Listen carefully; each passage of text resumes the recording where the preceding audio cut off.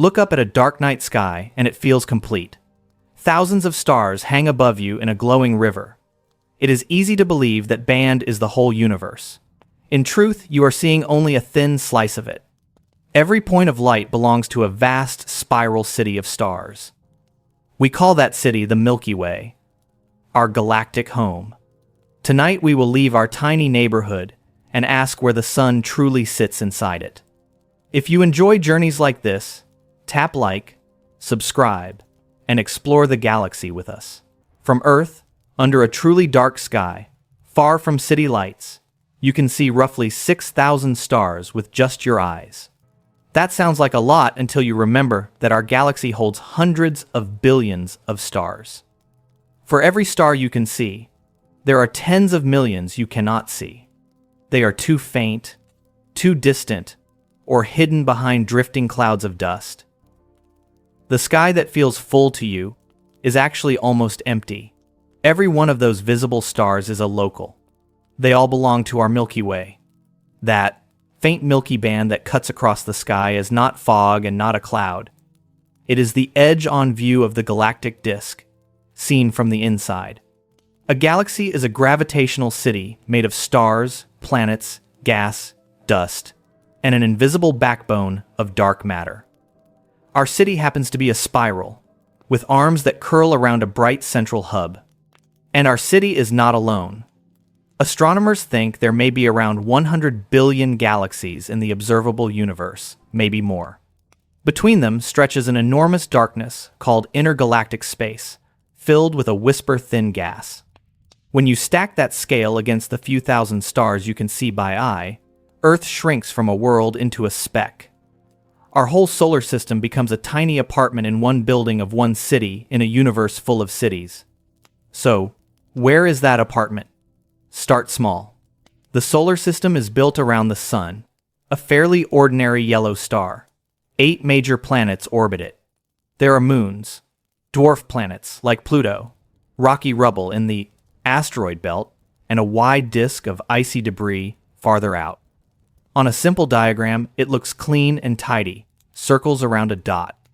In reality, it is a 3-dimensional swarm of worlds and rock and ice, all locked to the Sun by gravity. To talk about its size, astronomers use the distance between Earth and the Sun as a basic step. They call that 1 astronomical unit. Mercury sits well inside that step, Mars is roughly 1.5 steps out, and Jupiter is more than 5. Far beyond Neptune lies a broad ring of frozen leftovers called the Kuiper Belt. It stretches from about 30 to 50 astronomical units from the Sun, a vast mine of comets, ice, and rock. If you could hover above the solar system, you would see a bright inner family surrounded by a dim, cold halo of debris. All of this is wrapped in something you cannot see at all. The Sun constantly blows out a stream of charged particles called the solar wind. That wind drags the Sun's magnetic field with it and carves out a bubble in the surrounding space. That bubble is called the heliosphere. It is like an invisible force field surrounding the Sun, the planets, and the Kuiper Belt. Inside it, the radiation environment is shaped by our star. Outside it, the galaxy takes over. The space beyond that bubble is not truly empty either. It is filled with the interstellar medium, the very thin stuff between stars in the Milky Way. Most of it is extremely diffuse hydrogen, plus dust grains, energetic particles called cosmic rays, and giant clouds of gas cold and dense enough to form new stars. Those clouds are the nurseries, where future suns and future planets will be born. At the boundary where the heliosphere pushes against this medium, space becomes more like weather. Pressures balance, flows bend. Nothing is quite simple anymore. As the solar wind races outward, it eventually begins to slow as it pushes into the interstellar medium. There is a region where it drops from supersonic speeds to slower, more tangled flow. That change of state is called the termination shock. Beyond it lies the heliosheath, a thick, turbulent shell where the solar wind continues to lose speed and energy. Farther out still is the true frontier, the heliopause. That is the place where the outward push of the solar wind and the inward pressure of the interstellar medium meet and balance. The heliopause is not some neat wall. It is a shifting, wrinkled boundary, about 11 billion miles from the Sun in most directions, roughly 18 billion kilometers. Inside it, most of the high-energy cosmic rays from the galaxy are deflected or softened. Outside it, the radiation and particles belong to the Milky Way itself. Without this magnetic bubble, life on Earth would have grown up under a far harsher shower of radiation, if it could have evolved at all. Right now, you, me, everyone you know, and everything humans have ever built, live deep inside this moving bubble, orbiting a fairly ordinary star. We have not yet sent a human being to its edge. For almost all of our history, we did not even know the bubble existed. Yet this thin magnetic skin and its position inside the galaxy have shaped the story of life on Earth. Later in this journey, we will follow the first machines that reached that frontier and stepped into interstellar space. For now, hold this picture in your mind. A tiny glowing system, wrapped in an invisible shield, drifting through the vast, dark ocean of the Milky Way. In the late 1970s, we quietly threw 2 glass bottles into the cosmic ocean. Each bottle carried music, images, greetings in dozens of languages, and a golden map that says where we live. We named those bottles Voyager 1 and Voyager 2. For decades, they drifted outward on the wind of the Sunday.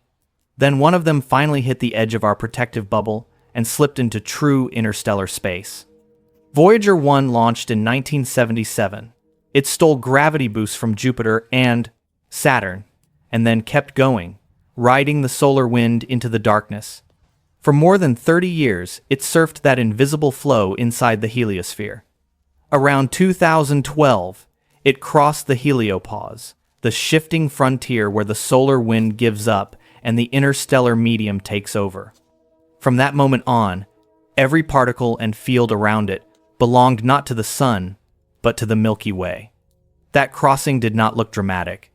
There was no wall, no flash of light, no sudden view of alien stars.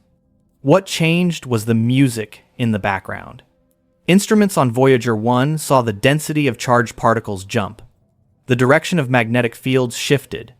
Cosmic rays from the galaxy surged. It was as if the spacecraft had moved from the quiet inside of a house to a windy street outside, even though the scenery still looked like deep black sky punctured by distant points of light. Follow that direction a little farther, and you meet our closest true neighbors, the Alpha Centauri system. From Earth, it looks like a bright single star in the constellation Centaurus in the southern sky. In reality, Alpha Centauri is a triple system, 3 suns locked in a slow gravitational dance. 2 of them are sun-like stars that circle each other every 79 years. The third is a tiny red dwarf on a much wider, slower orbit. The 2 main stars are called Alpha Centauri A and Alpha Centauri B.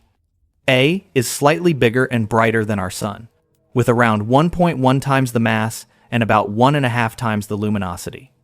B is a little smaller and cooler than the Sunday. From far away, they blend together into one point of light that is among the brightest in our night sky. Closer in, each star would have its own sky, its own habitable zone, its own chance at worlds with liquid water. The third member, Proxima Centauri, lurks farther out. It is the closest star to the Sun, at roughly 4.2 light-years away. Proxima is a red dwarf, by far the most common type of star in the galaxy. It is about 7 times smaller than the Sun, and a little more than half as hot. In size, it is only about 50% larger than Jupiter, yet it has enough mass and pressure in its core to fuse hydrogen and shine on for trillions of years.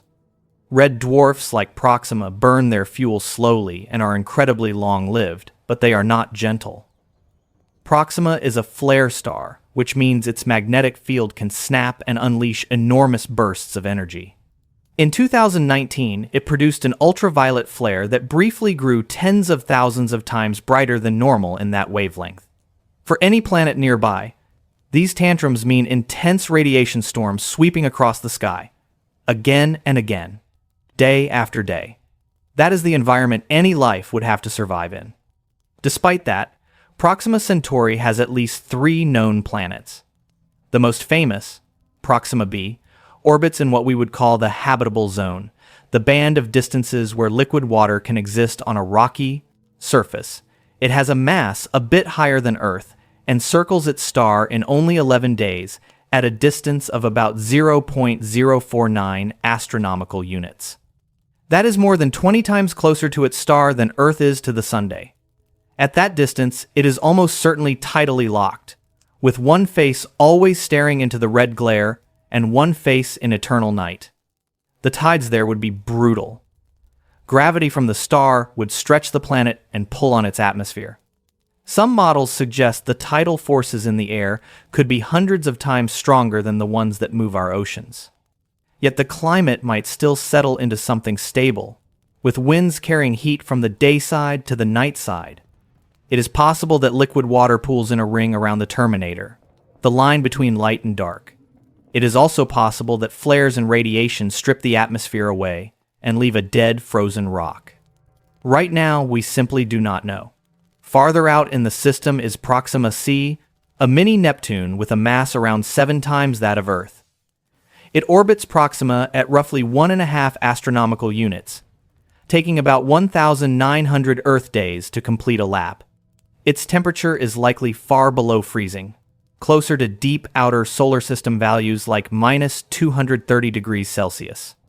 Even farther in is Proxima d, a light little world with around 1/4 of Earth's mass, whipping around the star in only 5 days at a tiny fraction of Earth's orbital distance. Together, these worlds turn our nearest star into a compact, complex laboratory for studying exoplanets.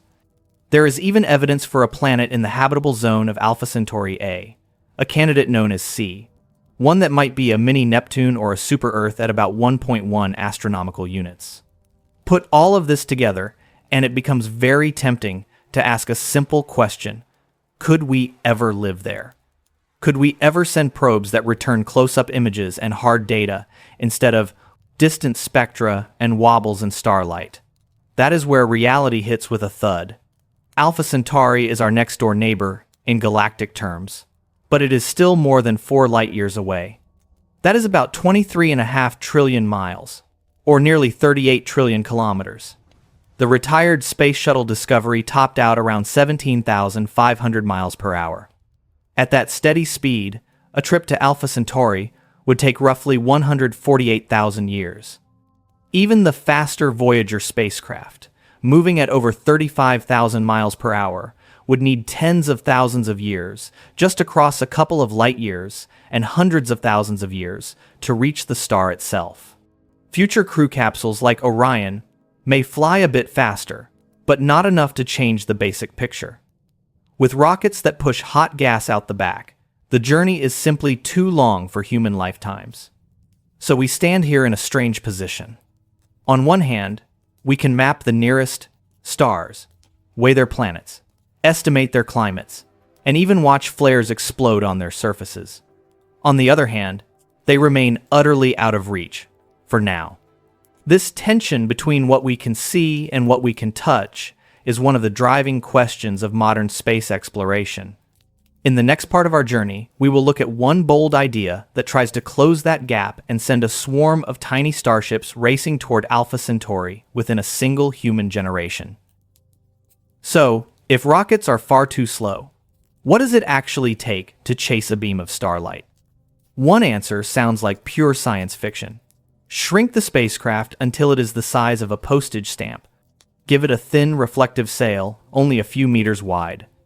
Then hit that sail with an enormous laser and let light itself shove the craft toward Alpha Centauri at a significant fraction of the speed of light. This is the basic idea behind Breakthrough Starshot. Forget giant starships with sleeping crews and spinning habitats.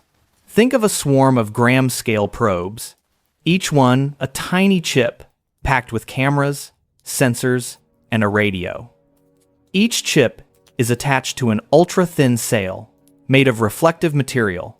On Earth, an array of many individual lasers fires upward, combines its beams, and pushes that sail from far below.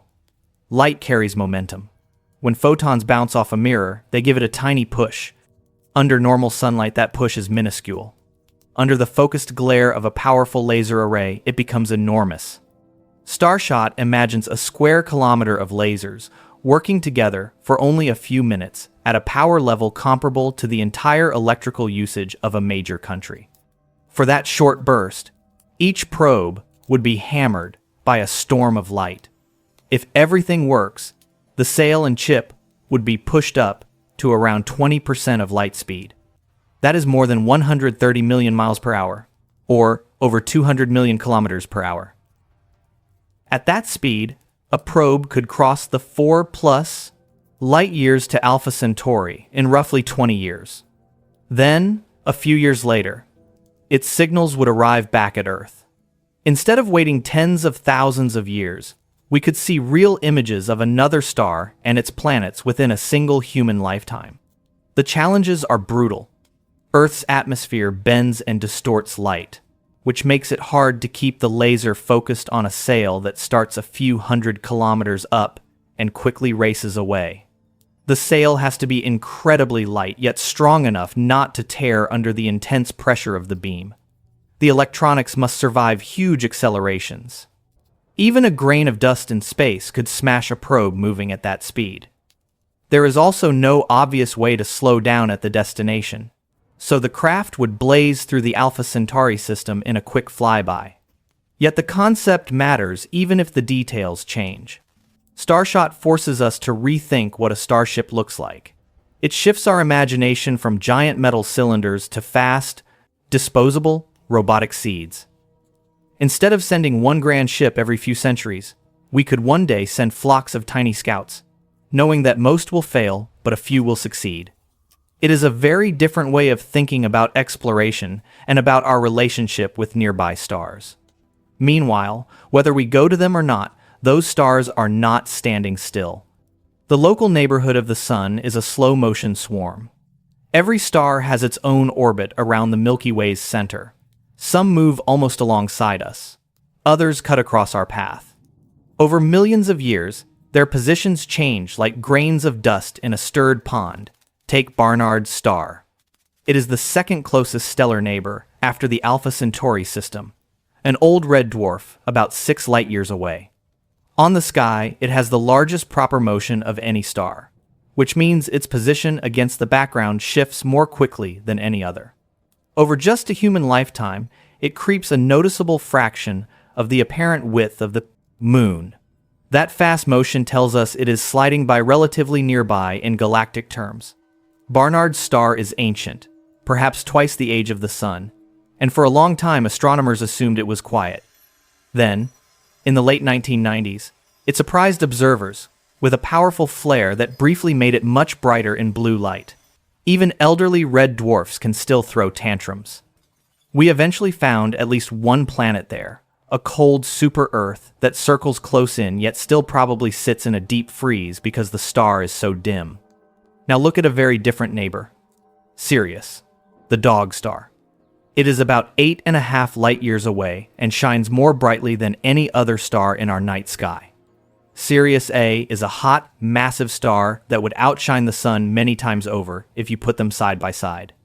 It also has a faint white dwarf companion, Sirius B, the collapsed core of a star that has already gone through a red giant phase and died.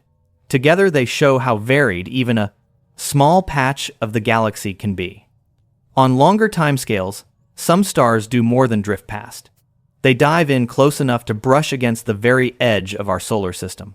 Far beyond the Kuiper belt lies the Oort cloud, a vast halo of icy bodies stretching perhaps a light year from the Sunday. When another star swings near that halo, its gravity can jostle those distant comets, nudging some of them onto new paths. We know this has happened in the past. A small dim system, often called Schultz's star, appears to have passed close to the Oort cloud tens of thousands of years ago. In the future, another star, often labeled Gliese 710, is expected to come within a fraction of a light year in about 1.25 million years. It will not threaten Earth directly, but its pull could send fresh waves of comets raining slowly into the inner solar system for millions of years afterward. So, our local region of the Milky Way is not a static postcard.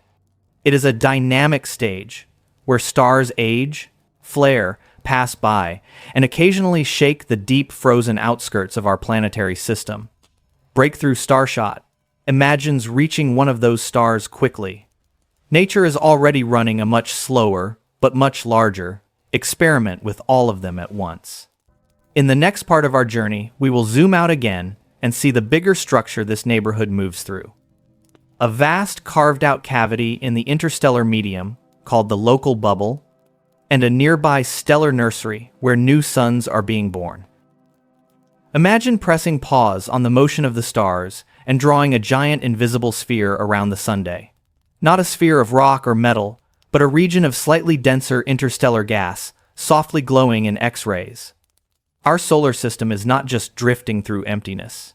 It is moving through a kind of cosmic scar, a bubble carved into the galaxy by ancient explosions.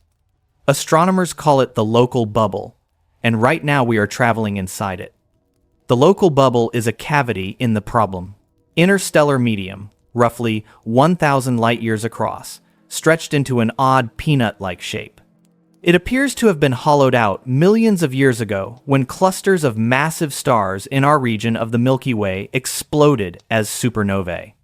Their shock waves swept gas outward, heating and thinning the interior, and piling material up along the edges, like overlapping blast craters in slow motion.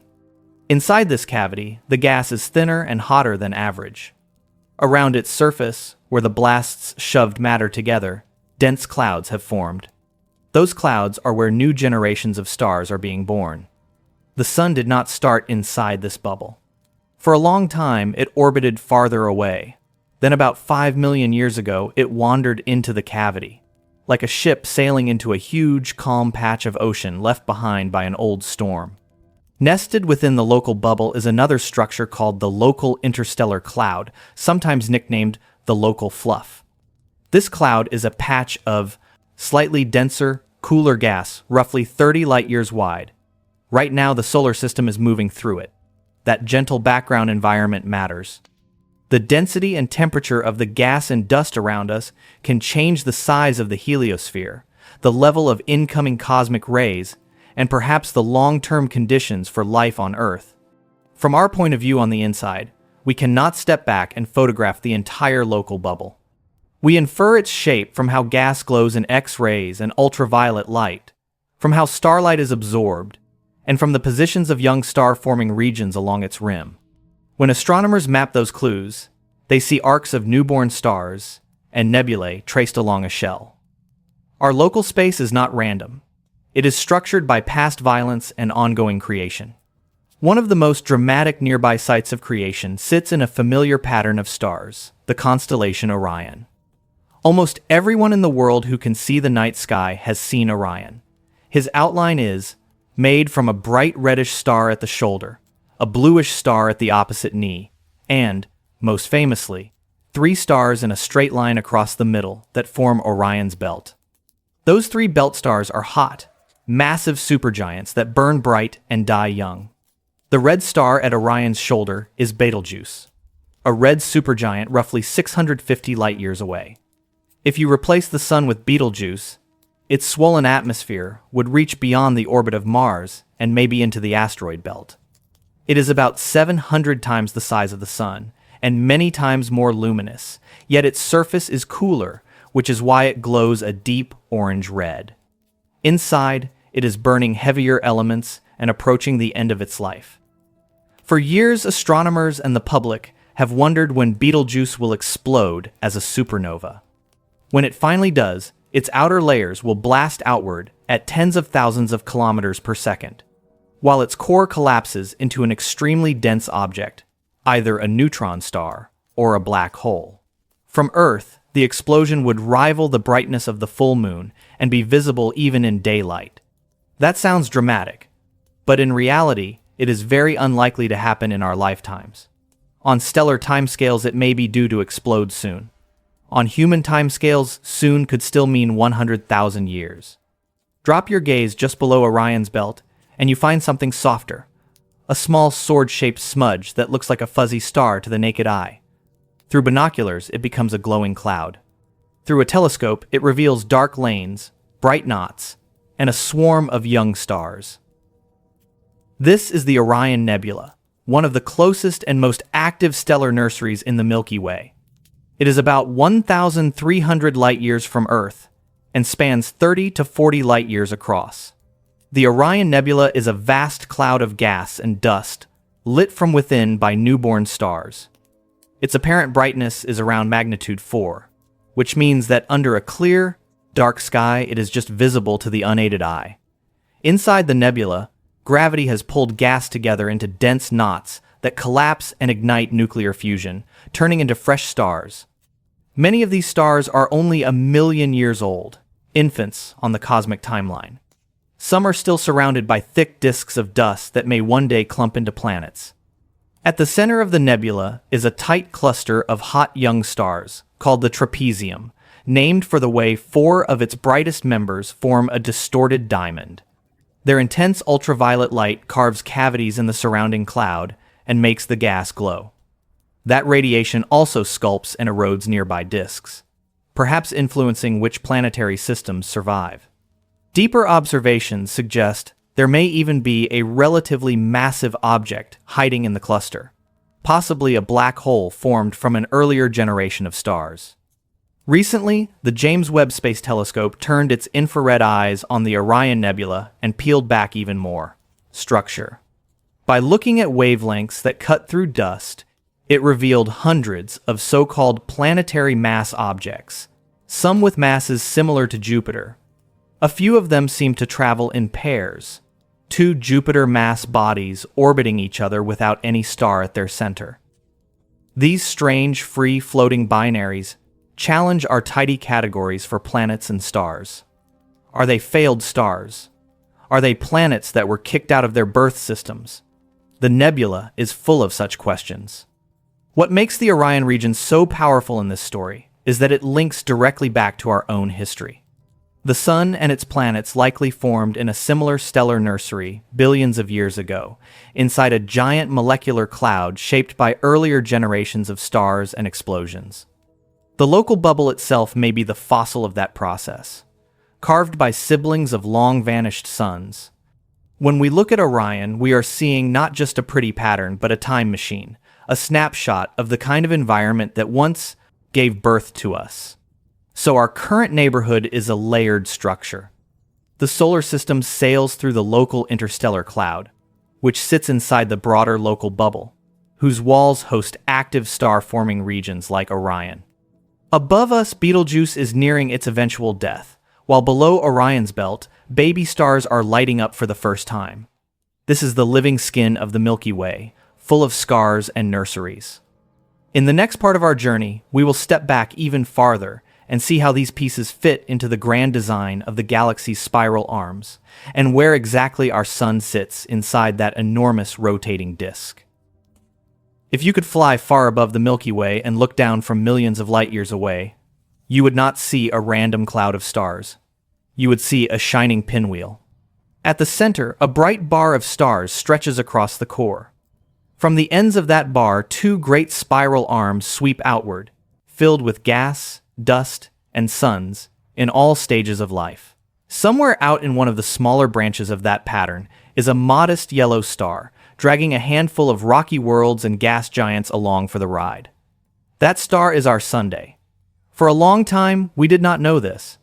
From inside the disk, the Milky Way looks like a pale band wrapping around the sky. Early astronomers drew maps of the stars they could see and argued about the rest. It took radio telescopes and infrared observatories to cut through the dust and trace the real skeleton of the galaxy. By following clouds of hydrogen gas and counting newborn star clusters, we discovered that the Milky Way is a barred spiral galaxy, not a simple pinwheel with 4 equal arms, but a more complex structure where 2 main arms dominate. Those 2 big arms are called Scutum, Centaurus, and Perseus. They begin at the ends of the central bar and coil around the galaxy like 2 broad highways. Between them lie smaller, patchier arms such as Norma and Sagittarius, more like side roads and interchanges, than main routes. The major arms are rich in both young and old stars, as well as dense clouds where new stars are forming. The minor arms are more gas-heavy, with scattered pockets of star formation. Our Sun does not live in one of the main highways.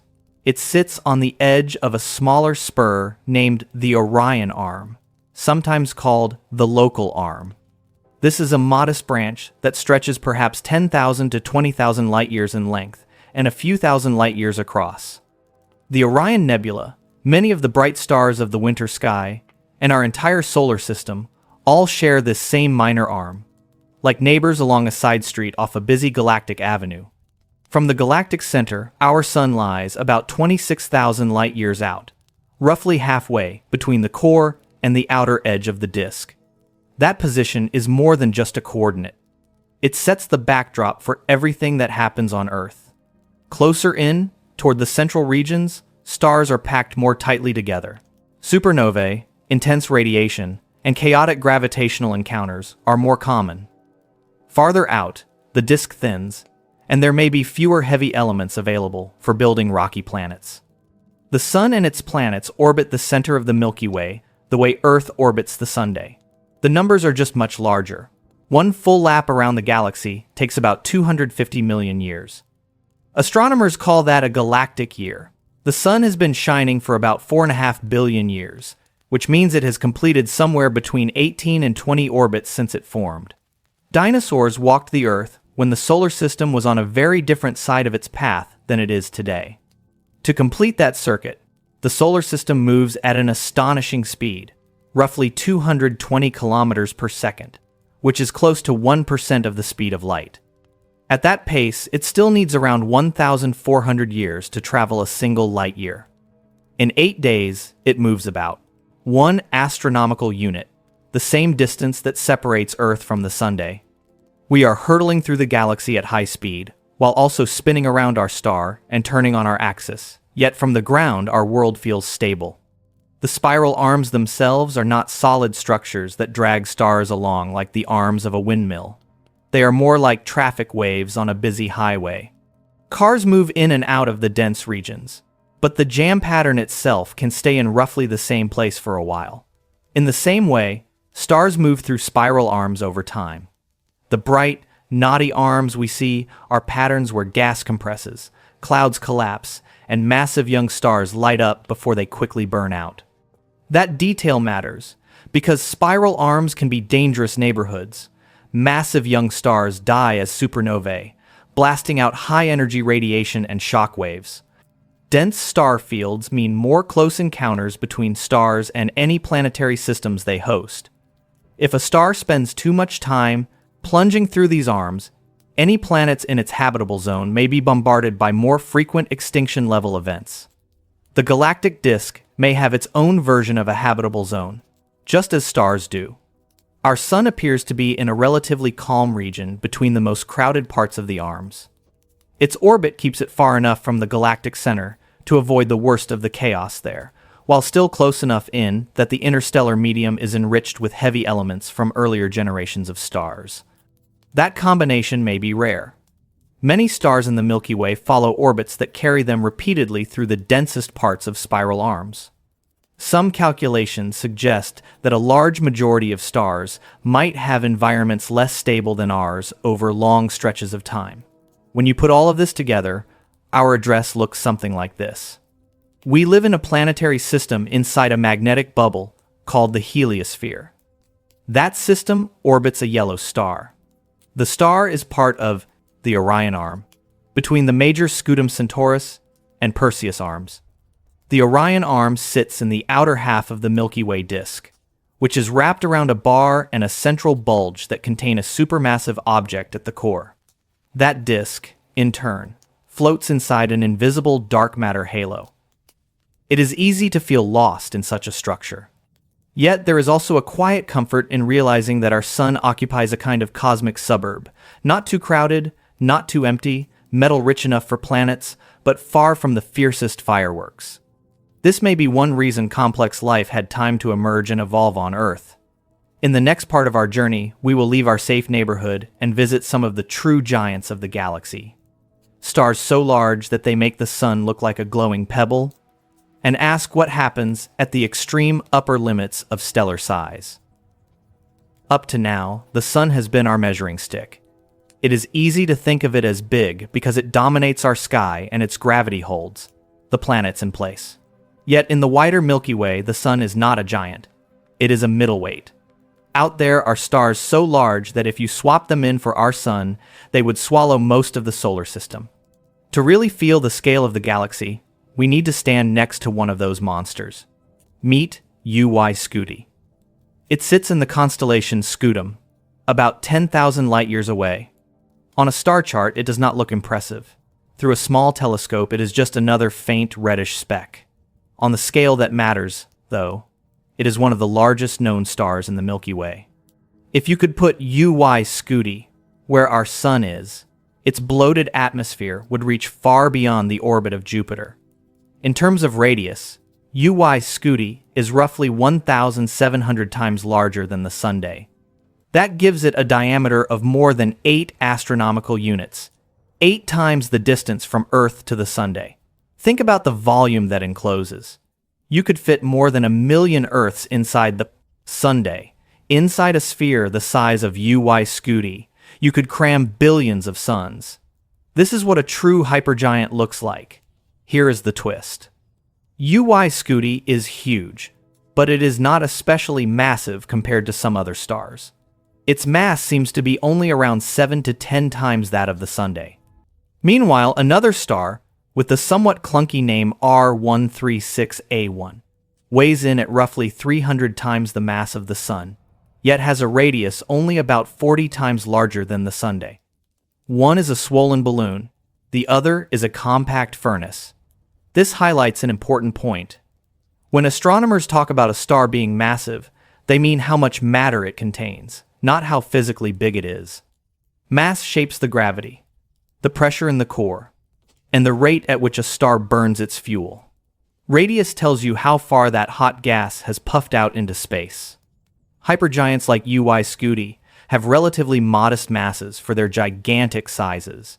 Their outer layers are loose and extended, like a foggy atmosphere barely held in place. Despite their size, these stars are not the hottest objects around. The surface of UY Scuti is actually cooler than the Sun, almost half as hot. That is why it glows a deep red rather than white or blue. Most of its energy leaks out over a huge area, so every patch of surface can be cooler while the total luminosity remains enormous. Closer to the core, in the deep interior, temperatures soar as heavier elements fuse, and the star creeps toward the end of its life. UY Scuti is also a variable star. Its brightness changes slowly over time. Those fluctuations come from unstable tug-of-war between gravity pulling inward and pressure from nuclear fusion pushing outward. Layers of the star can swell and contract like a breathing lung. As they move, the temperature and brightness seen from Earth shift. By studying these changes, astronomers can learn about the internal structure and physics of the star, the same way a doctor learns about a heart by listening to its rhythm. Hypergiants do not live long. Their huge, extended envelopes are fragile. Strong stellar winds blow mass off into space. Pulsations and eruptions can fling gas away in great arcs. Around UY Scuti, astronomers see a vast nebula of material that the star has already shed, stretching hundreds of times the distance from Earth to the Sunday. That cloud is both a sign of the star's instability and raw material for future generations of stars and planets. Any planets that once orbited close to a hypergiant like this would almost certainly be gone. As the star swelled during its evolution, its outer layers would have engulfed the inner orbits. Worlds that survived farther out would face wild changes in radiation and stellar wind as the star pulsed and blew off shells of gas. The quiet, steady illumination that Earth enjoys from the Sun is not a given everywhere. Around giants, stability is a luxury. Eventually, a star like UY Scuti will run out of options in its core. After fusing heavier and heavier elements, it will reach iron, which cannot be used to generate more energy through fusion. When that happens, The core will collapse under its own gravity, and the outer layers will be blasted outward in a titanic supernova. What is left behind will likely be a neutron star, a city-sized ball of ultra-dense matter, or possibly a black hole. The nebula surrounding it will glow as the shock wave races through the gas it has already lost. So on one end of the spectrum we have hypergiants, fragile, swollen, shedding mass, and racing toward explosive ends. On the other end are small red dwarfs that sip their fuel and can shine for trillions of years. Our sun lives somewhere in between, massive enough to be bright and stable for billions of years, not so massive that it burns out in a cosmic heartbeat, and nowhere near large enough to threaten the outer planets. Once again, our star turns out to be quietly special. These extremes also set the stage for something even stranger. Because when you pile enough mass into a small enough space, you do not get a bigger star at all. You get a tear in space-time. At the very center of the Milky Way, far beyond even the largest hypergiants, there is an object with millions of solar masses squeezed into a region smaller than our own solar system. In the next part of our journey, we will dive toward that dark heart, Sagittarius A, and ask what really lurks at the core of our galaxy. So far, our journey has wandered through a quiet galactic suburb, spiral arms, local bubbles, stellar nurseries. To understand the Milky Way as a whole, though, we have to visit its downtown. At the very center, the star fields grow dense, gas clouds tangle, and gravity rules every move. Buried inside that crowded core is an object so extreme that it bends not only the paths of stars, but the fabric of space and time itself. We call it Sagittarius A. Sagittarius A is not just one thing. The name covers a complex region in the constellation Sagittarius, where our line of sight toward the center of the galaxy passes through thick walls of dust. Inside that cloudy chaos sits a bright, compact radio source, often written as Sagittarius A star. That tiny radio dot is where the real monster hides. From its pull on nearby stars, astronomers infer that it packs about 4 million times the mass of the Sun into a region smaller than our solar system. On paper, that description screams black hole. A black hole is a place where so much mass is crammed into such a small volume that escape velocity exceeds the speed of light. Light cannot climb out, so the object itself is dark. Around the black hole there is a boundary called the event horizon. Anything that crosses that boundary is gone from our visible universe. We can never see inside. We can only watch what happens to matter and light outside that limit. At the galactic center, we cannot see the black hole directly, but we can track the stars that race around it. Near Sagittarius A, there are so-called S stars that whip through tiny orbits at thousands of kilometers per second. Some complete an entire ellipse in a few decades. By following those paths, astronomers can weigh the central object the same way you can weigh a hidden planet by how its moons move. The answer is always the same: millions of solar masses. Very little space. No sign of a normal star cluster that could survive there. Matter that falls toward this central mass does not plunge straight in.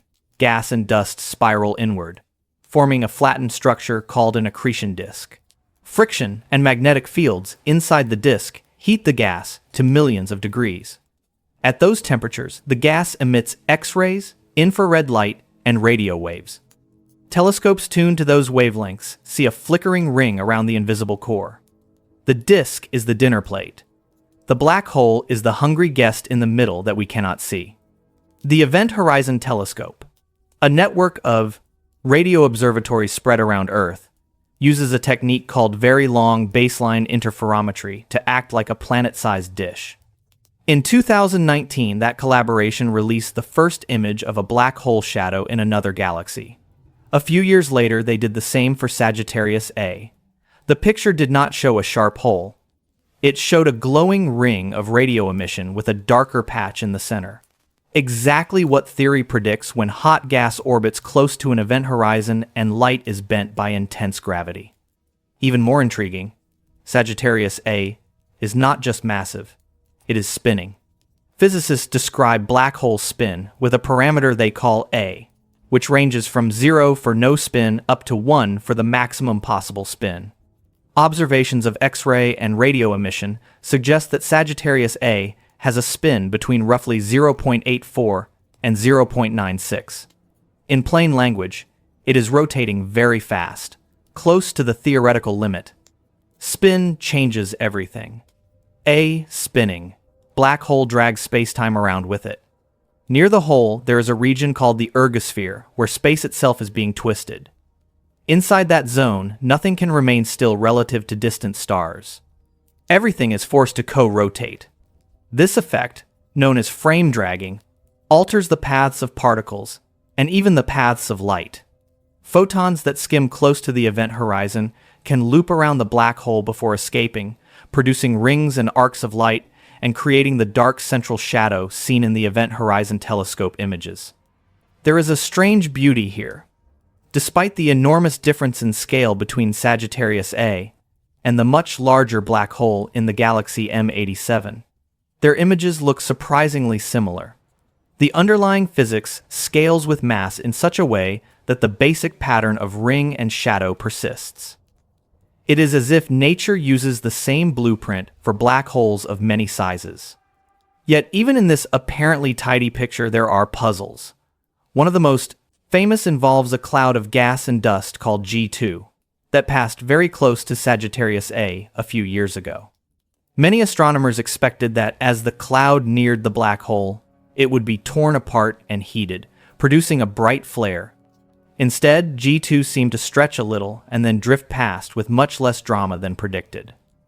Follow-up work suggested that G2 might hide a compact star at its core, which would help it survive. Still, the encounter raised questions about how matter behaves in the extreme environment near the event horizon.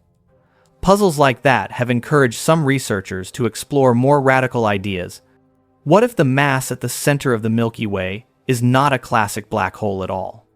One proposal imagines a very dense clump of dark matter, built from unknown particles that interact only weakly with light. In that picture, the core of the galaxy would be a kind of dark matter star, still incredibly compact, still exerting the same gravitational pull on nearby stars, but without a true event horizon. Simulations show that a massive ball of dark matter could, in principle, mimic some of the dynamical effects we attribute to a black hole. It could reproduce similar stellar orbits. It might even explain some details of how gas flows near the center. Those ideas remain speculative. The majority of evidence still points strongly toward a true supermassive black hole, especially when we consider the broader population of active galactic nuclei and the way their jets and disks behave. But in science, even dominant models have to survive constant testing.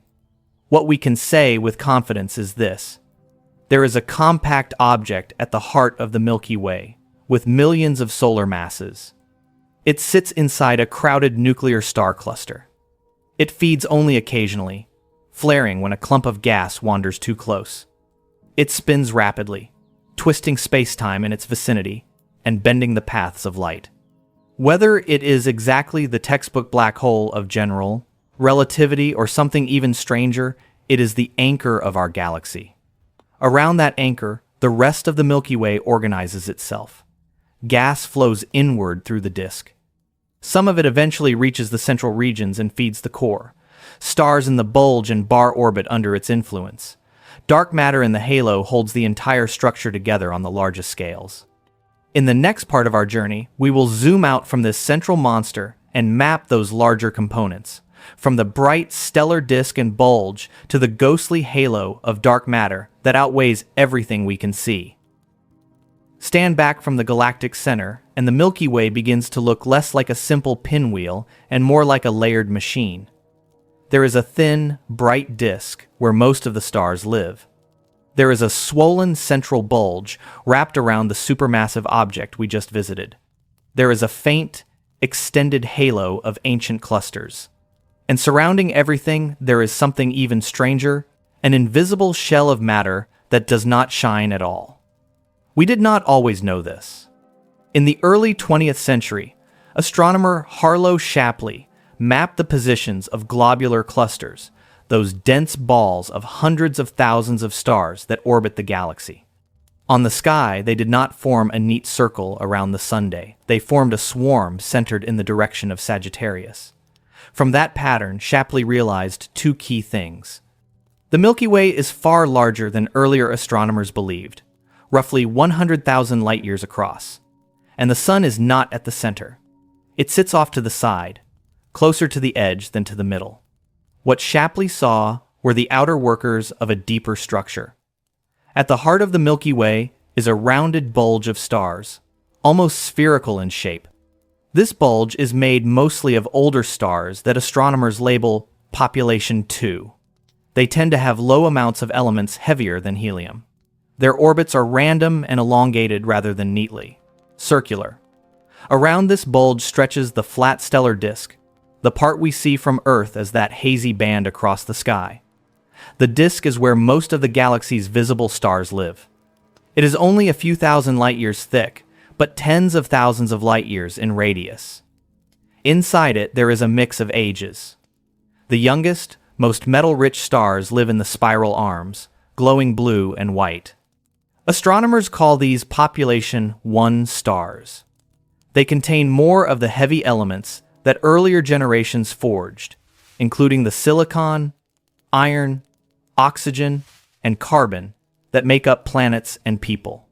Their orbits are well organized, almost circular, and they stay close to the galactic midplane. Some of these population 1 stars gather into loose associations called open clusters. Unlike globular clusters, which are dense and ancient, open clusters are fragile. Their stars are only lightly bound by gravity. Over time, the tides of the galaxy tear them apart and scatter their members across the disk. Our Sun probably began life in such a cluster, then drifted away as its siblings slowly spread out. Older disk stars blur the line between the flat component and the bulge. Some have slightly eccentric orbits that carry them a few thousand light-years above or below the plane. Their metallicity is lower than that of the youngest stars, perhaps a tenth of the Sun's heavy element content. Together, these populations trace the gradual chemical enrichment of the galaxy as one generation of stars lives, dies, and seeds the next with new ingredients. Beyond the disk and bulge lies the stellar halo. This is a huge, sparse sphere of stars and globular clusters that surrounds the visible galaxy out to hundreds of thousands of light-years. Halo stars are among the oldest in the Milky Way, with ages between 10 and 13 billion years. Their orbits are wildly tilted and elongated, crisscrossing the disk and plunging far above and below it. As a group, the halo barely rotates at all, compared to the disk's ordered spin. The globular clusters Shapley used as beacons belong to this halo. They swarm around the galaxy's center like bees around a hive. Inside each one, hundreds of thousands of stars move in a crowded dance. Their low heavy element content tells us they formed early, before the Milky Way had time to enrich itself. Many halo stars may actually have been born in smaller galaxies that were later swallowed and shredded by the growing Milky Way. The halo is full of such fossils. There is also a halo of hot gas extending far beyond the visible disk, with a diameter of several 100,000 light-years. X-ray observations reveal that this gas can hold as much mass as all the stars in the galaxy combined. Embedded within it are streams and shells that trace long-ago collisions. When astronomers look at the motions and chemistry of halo stars, they see evidence that the Milky Way has already merged with many smaller galaxies and is still accreting their remnants. Underneath all of these visible layers lies an even more massive one. Roughly 9/10 of the matter in the Milky Way does not emit light. This dark matter does not glow, does not absorb, and does not scatter photons the way ordinary gas and dust do. We know it is there because of gravity. Stars in the outer parts of the galaxy orbit faster than they should if they were feeling only the pull of the visible disk and bulge. If there were no dark matter, orbital speeds would drop with distance from the center. The way planets in the solar system move more slowly, the farther they are from the Sunday. Instead, the Milky Way's rotation curve stays almost flat. Stars far from the center move nearly as fast as those closer in. The simplest explanation is that they are moving through a huge, roughly spherical halo of unseen mass that extends well beyond the visible disk, possibly out to around 2 million light-years. Dark matter also helps keep the thin disk stable. Its extra gravity deepens the galaxy's potential well, holding on to fast-moving gas and stars that might otherwise drift away. Simulations that include only normal matter struggle to grow realistic spiral galaxies. Simulations that include dark matter halos naturally produce systems that look much more like the Milky Way, with extended disks, rotating bars, bulges, and halos of debris from past mergers. So when you think of the Milky Way, picture more than the bright band of stars you see on a clear night. Picture a rotating disk laced with spiral arms. Picture a central bulge wrapped around a supermassive object. Picture globular clusters arcing far above and below the plane. Then wrap all of that in an enormous, invisible halo of dark matter that outweighs the shining parts many times over. The galaxy we can see is only the luminous skin of a much larger structure. Those layers are not just abstract components in a textbook diagram. They record the life story of the Milky Way.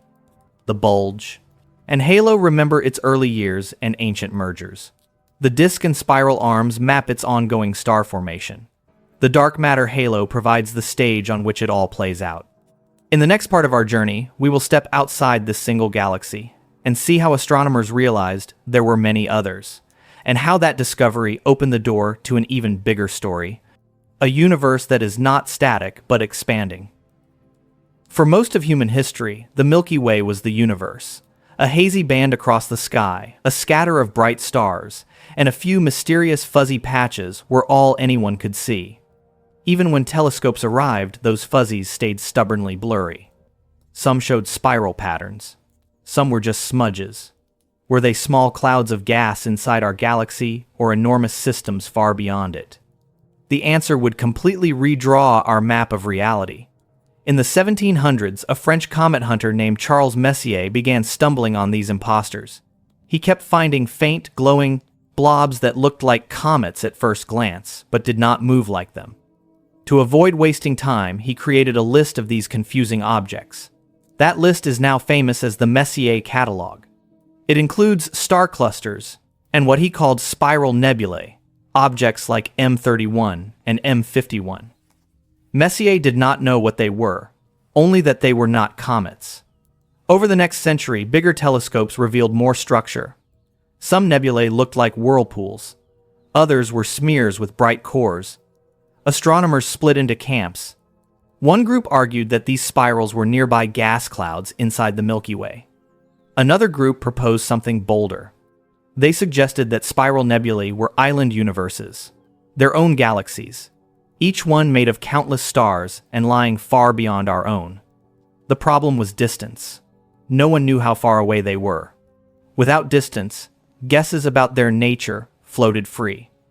The key to solving this came from a quiet, painstaking project at Harvard College Observatory. There, early in the 20th century, a researcher named Henrietta Leavitt studied variable stars in the small and large Magellanic Clouds, two companion galaxies visible from the southern hemisphere. She focused on a special class of stars called Cepheid variables, whose brightness rises and falls in a regular rhythm. By measuring many of them, she discovered a simple pattern. The longer a Cepheid takes to complete one bright dim cycle, the more luminous it truly is. That discovery turned Cepheids into cosmic yardsticks. If you know how bright a Cepheid really is, and you measure how bright it appears from Earth, you can work out how far away it must be. First, you time the period of its pulsation. From that period, you infer its true luminosity using Leavitt's relation. Then you compare that luminosity to the light that reaches your telescope. The difference tells you the distance. For the first time, astronomers had a reliable way to measure vast interstellar and even intergalactic scales. Enter Edwin Hubble, working with the huge 100-inch telescope on Mount Wilson in California in the 1920s. Hubble pointed this instrument at the Andromeda Nebula, known today as M31, which many still thought was a nearby cloud of gas. On long photographic exposures, he resolved the nebula into countless individual stars. Among them, he spotted tiny points that waxed and waned in brightness. They were Cepheids. Using Leavitt's period luminosity relation, Hubble calculated how far away those Cepheids had to be. The answer was staggering. They lay well beyond the estimated size of the Milky Way. That meant the Andromeda Nebula was not a small swirl inside our galaxy. It was a galaxy in its own right. An enormous stellar system comparable to the Milky Way in size, shining across millions of light-years of nearly empty space. The spiral nebulae were indeed island universes. This result settled what astronomers had called the Great Debate about the nature of spiral nebulae. It also exploded our sense of scale. The Milky Way went from being the cosmos to being one galaxy among many. Soon it became clear that the sky is filled with galaxies, from graceful spirals to bloated ellipticals and irregular wrecks, each containing hundreds of billions of stars. The universe had become far larger and stranger than anyone had suspected. Hubble did not stop with distances. He and other astronomers also measured how the light from these galaxies was shifted. When you break starlight through a prism, you see dark lines where atoms in the gas absorb specific colors. In most distant galaxies, those lines are displaced toward the red end of the spectrum. This redshift is a sign that the galaxies are moving away from us, stretching the light waves as they go. By combining redshift measurements with distances from Cepheids, Hubble noticed a pattern. The farther away a galaxy was, the faster it seemed to be receding. Plotting velocity against distance gave a nearly straight line. Nearby galaxies moved away at modest speeds. Distant galaxies raced away much faster. This relationship became known as the Hubble law. It implies that space itself is expanding. Galaxies are not simply flying through a static void. The void is stretching, and they move apart as a result. The slope of that line is the Hubble constant, a number that tells us how fast the universe expands at large scales. Hubble's first estimate was high because he did not yet know that there are different types of Cepheids with slightly different brightness relations. As measurements improved, the value settled lower. A typical modern figure is that for every additional 3.26 million light-years of distance, a galaxy recedes about 65 kilometers per second faster. The exact number is still being refined, and small disagreements about it today hint at deeper questions about the cosmos. An expanding universe changes everything. Run the first movie forward and galaxies move farther and farther apart. Run it backward and they come closer together, eventually reaching a hot, dense early state. This is the foundation of the Big Bang picture, where the universe evolves from a compact beginning into the vast, cooling, structure-filled cosmos we see today. The Milky Way becomes one participant in a much larger drama, growing and changing inside an expanding space-time. Yet even as we think about trillions of galaxies, we study them by starting with one. The Milky Way is special for us not because it is unique, but because it is the only galaxy whose stars we can examine in such detail one by one. Its structure and history are a template for others like it. In the final part of our journey, we will bring all of this together, tracing how the Milky Way formed, how it has grown by devouring smaller galaxies, and what will happen billions of years from now when it collides with its nearest giant neighbor, Andromeda. To really know a galaxy, you have to do more than measure its size and map its arms. You have to ask the same questions we ask about ourselves. Where did it come from? What has it been through? What will it become? The Milky Way is not a static stage where the universe plays out. It is a character with a past and a future. Our entire species lives inside one chapter of its biography. Roll the clock back almost all the way. After the Big Bang, the universe was hot, dense, and nearly uniform. Over time, small wrinkles in that smoothness grew under gravity. Regions that were a tiny bit denser than average pulled in more matter and became even denser. Some of those overdense seeds would one day grow into galaxy clusters. Others grew into individual galaxies. The early Milky Way began as one or more of these seeds deep in the young cosmic web. The first stars to light up in those regions were very different from the Sunday. They formed from almost pure hydrogen and helium, with virtually no heavier elements. Astronomers call these hypothetical objects population 3 stars. They were probably extremely massive, short-lived, and bright.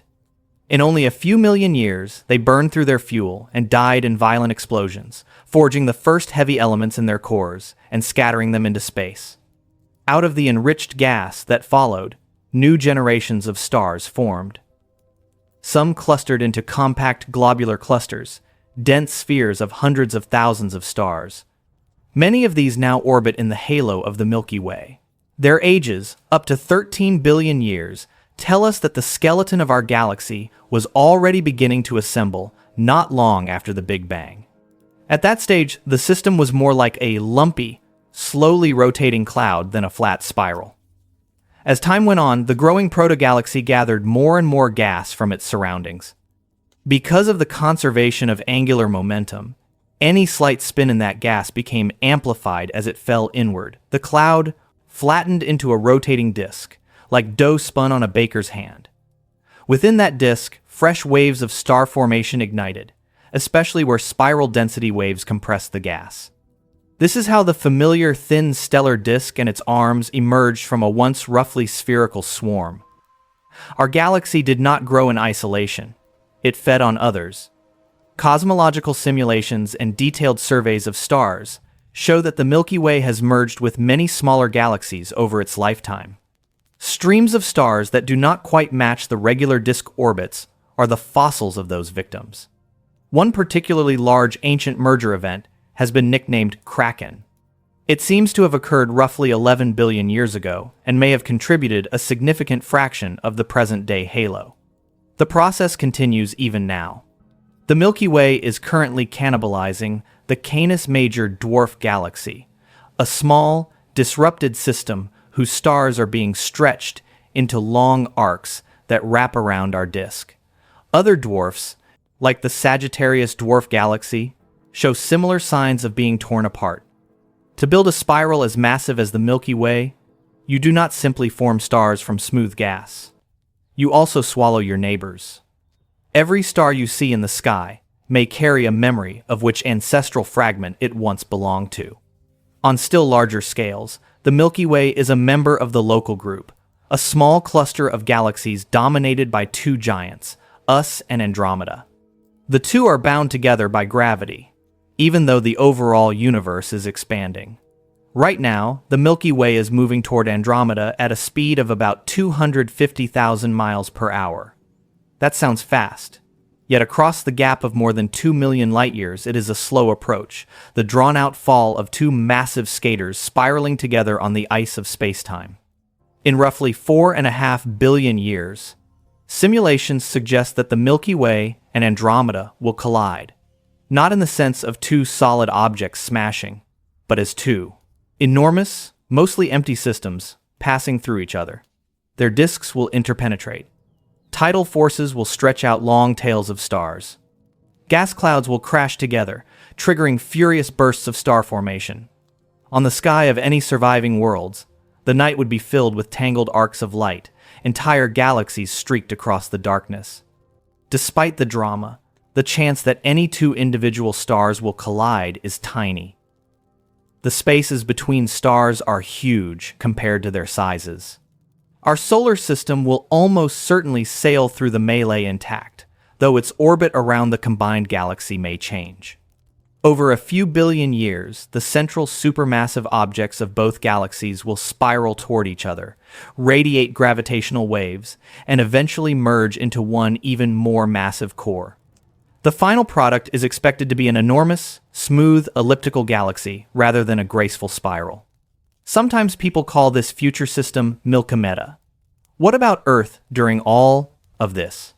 Here, the Sun, not the galaxy, sets the schedule. In about 4 billion years, the Sun will be significantly brighter than it is today. Long before it swells into a red giant, its increased luminosity is likely to drive a runaway greenhouse effect on Earth. Oceans will boil away. The surface will become more like Venus, scorching and hostile. Complex life, if it still exists then, will need to have found a new home long before the Milky Way and Andromeda complete their dance. Later, around 7 to 8 billion years from now, the Sun will exhaust the hydrogen in its core and expand dramatically. It will become a red giant, engulfing the inner planets and probably Earth itself.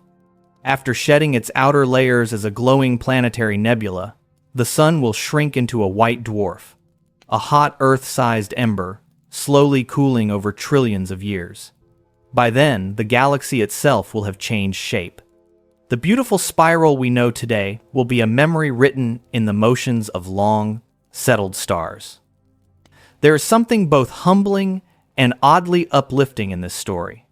The Milky Way began as a tiny wrinkle in the early universe, grew by swallowing smaller galaxies, formed stars that forged heavy elements, and eventually gave rise to at least one world where atoms learned to think about all of this.